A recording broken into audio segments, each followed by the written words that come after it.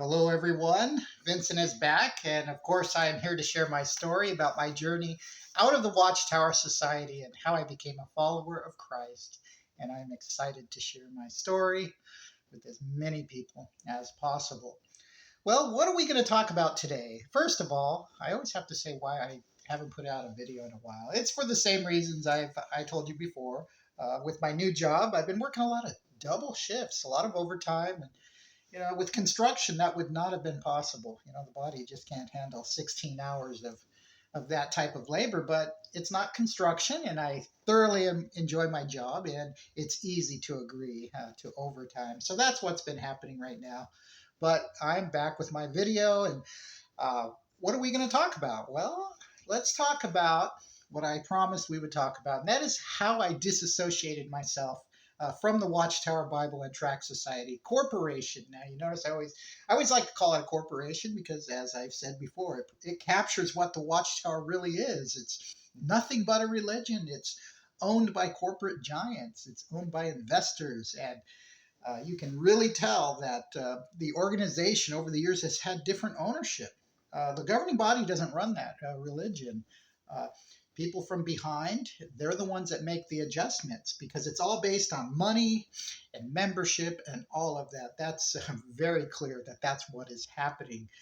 Well, before we get into the disassociation and how I went about that, I just have to say a few things about the beard. I know everyone's been talking about the beard. I'm not going to add anything new to it. I just have to say that personally, when I found out about the new light of the beard, I am like, how embarrassing is that? You can now tell people that God has given men facial hair and now we can grow a beard. I mean, how embarrassing is that? And I haven't watched any videos about, from the society about the beard and all of that. But I can just imagine what the society is going to do. I can imagine them blaming people from the past, the governing body from the past. They won't say governing body, but they'll say the brothers at one time thought that it would promote a rebellious spirit by having a beard. And so they drew the conclusion that, elders shouldn't wear a beard and all of this and that. Basically, they're going to nicely blame people from the past for creating this policy, although what they're not going to tell you is that it was Rutherford who came up with this whole thing about not wearing a beard. It was his rule, and that's where it came from. So, but they're probably not going to tell you that, are they? Well, what's embarrassing about this more than ever to me is the fact that it really proves the mind control. I mean, I've heard from like my friend how what happened is once they were told that men can have a beard, within a week, I mean, you have all these brothers now wearing, starting to grow facial hair. I mean, how embarrassing is that? I mean, mind control right there. Right there is proof. I mean, and if tomorrow they say, well, we made a mistake about that, you better believe all those brothers that started wearing facial hair, they're going to shave it right off. Otherwise, they're going to leave the organization. One of the two.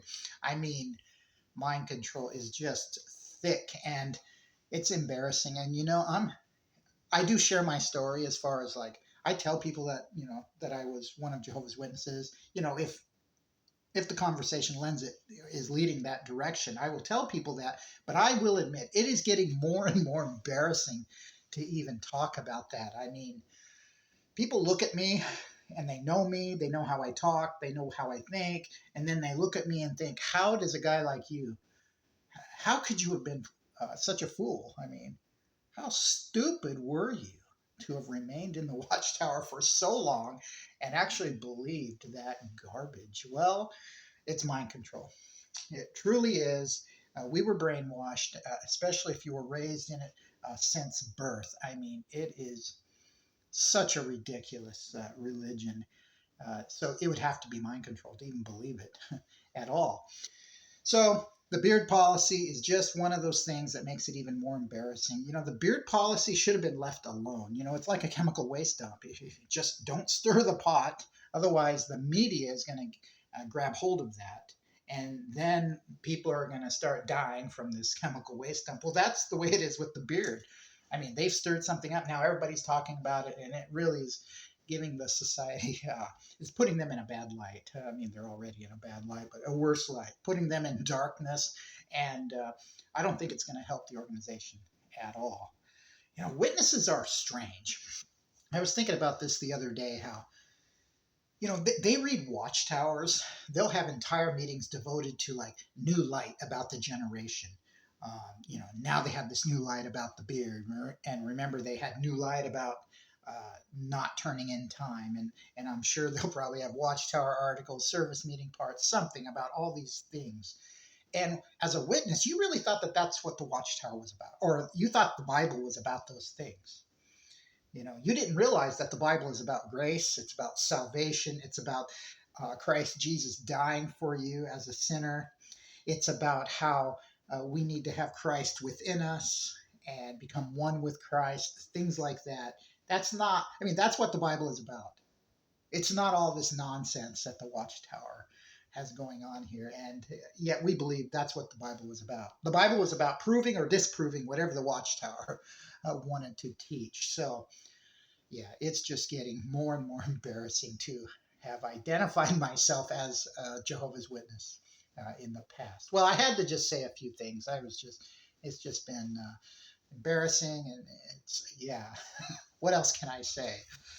Okay, so let's get back to the purpose of this video. The real purpose of the video is to talk about how I disassociated myself from the organization. And if you remember right, in my last video, I mentioned how I would like you to listen to the music that's in the link in the description.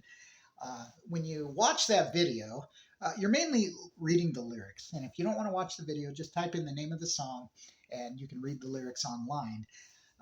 Because that song was important in my disassociation. And you may be wondering, how is that? Well, I'll talk about it. And it's nothing really extraordinary. I mean, I thought it was cool, but it's not like it was this great, wonderful thing that I did. I just find it very memorable, the fact that I did this when I disassociated myself.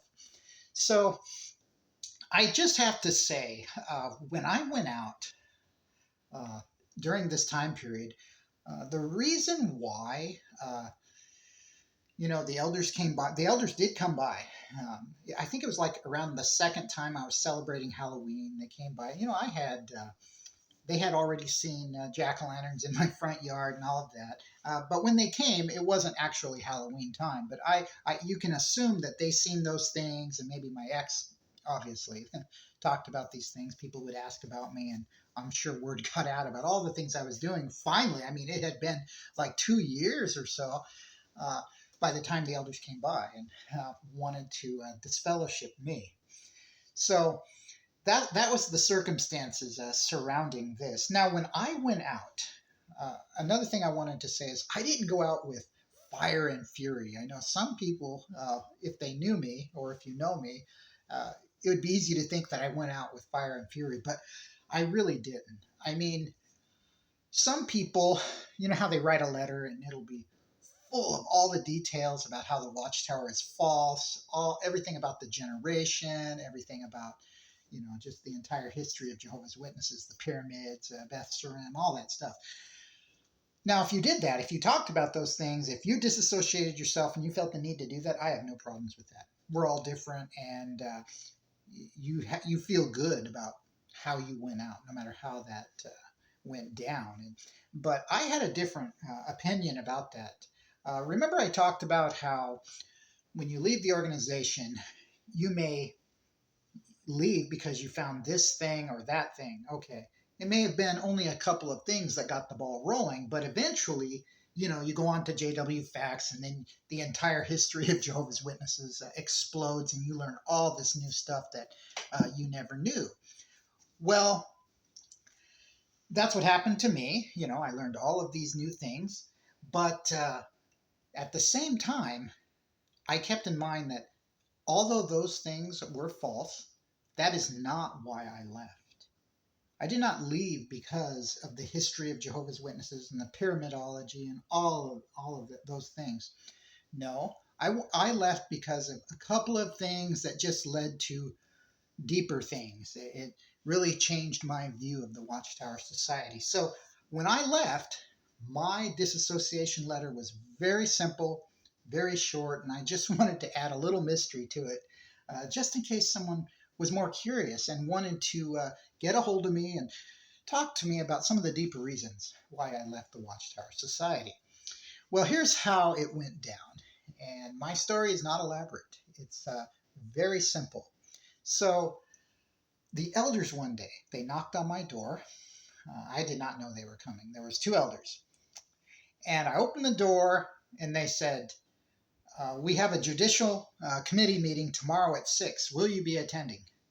And that's all they said. They didn't say, hello, Brother Gomez. How are you doing? How are you feeling? Can we help you? Nothing like that.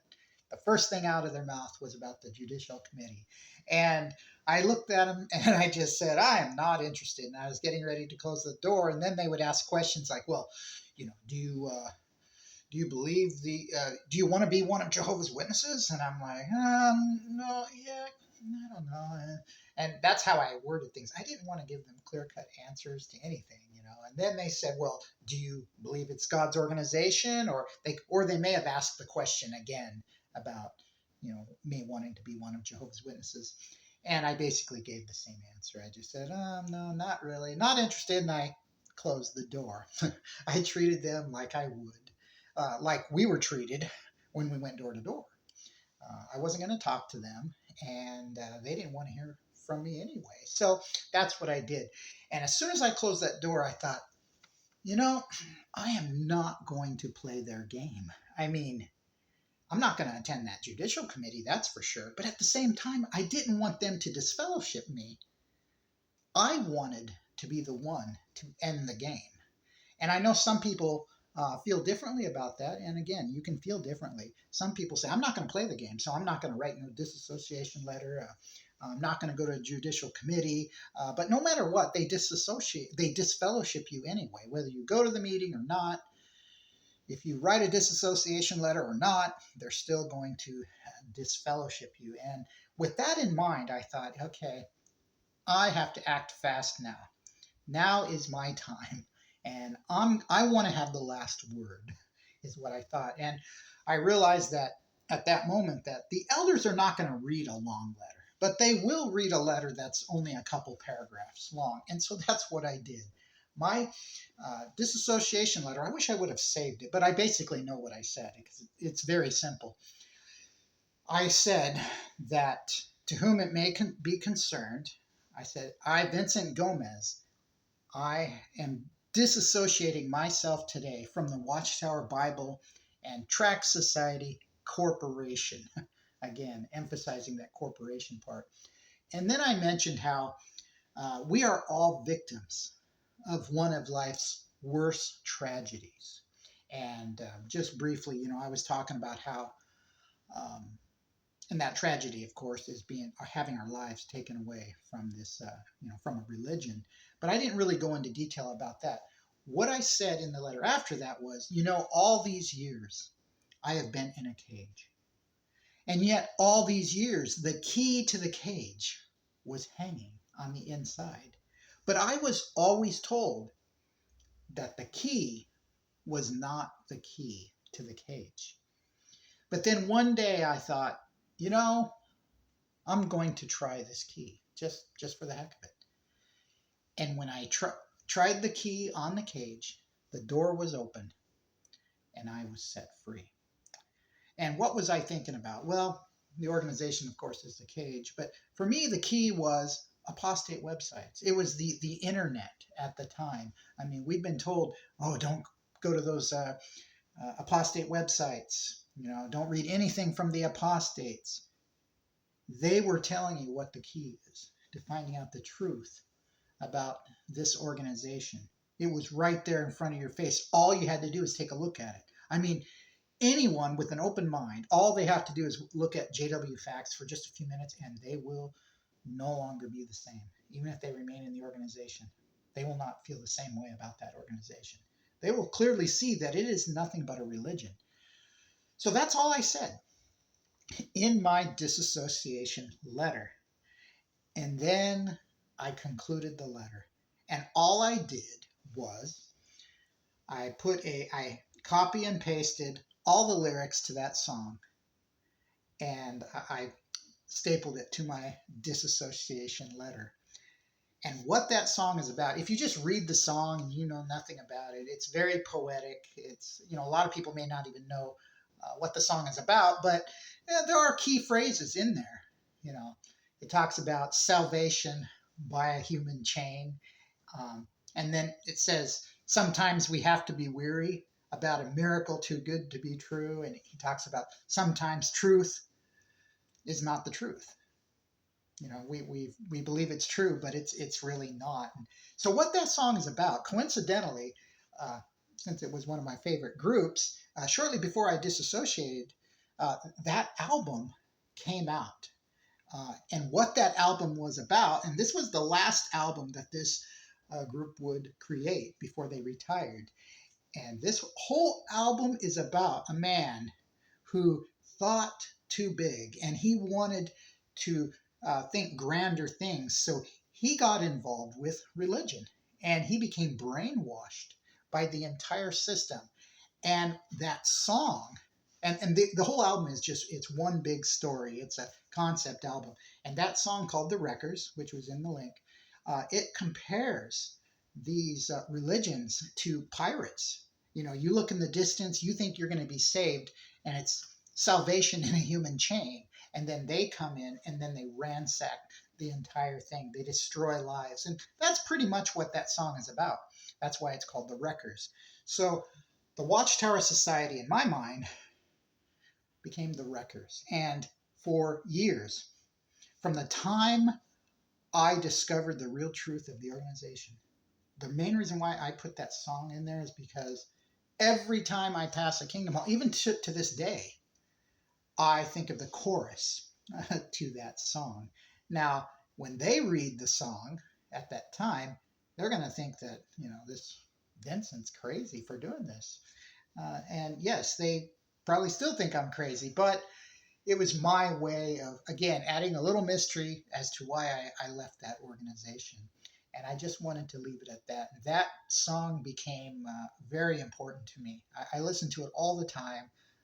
And sorry to say, I do think about the Watchtower when I listen to it, because that's really what it's about. It's about being brainwashed and putting our trust in man-made organizations. And so I sent that. What I did with that letter, though, is I typed it up really quick. I mean, as soon as these elders left, I typed up that letter and I put it in an envelope, and I drove to the Kingdom Hall and I stuck it in the door of the Kingdom Hall. There was no one at the Kingdom Hall. It wasn't a meeting or anything. So I actually put it in the door. And I was really hoping, I didn't really seal the envelope tight or anything. I was really hoping anyone who came to that door would actually read it and realize that I wrote it. I want them, who knows, someone may have done that. Yeah, I just left it there so that anyone, elder or not, would take that and probably give it to the elders, and they would read it. And I'm very certain that they read the letter. I mean, it was so short, just a couple of paragraphs. It wasn't much. But I remember the day I went out to that Kingdom Hall.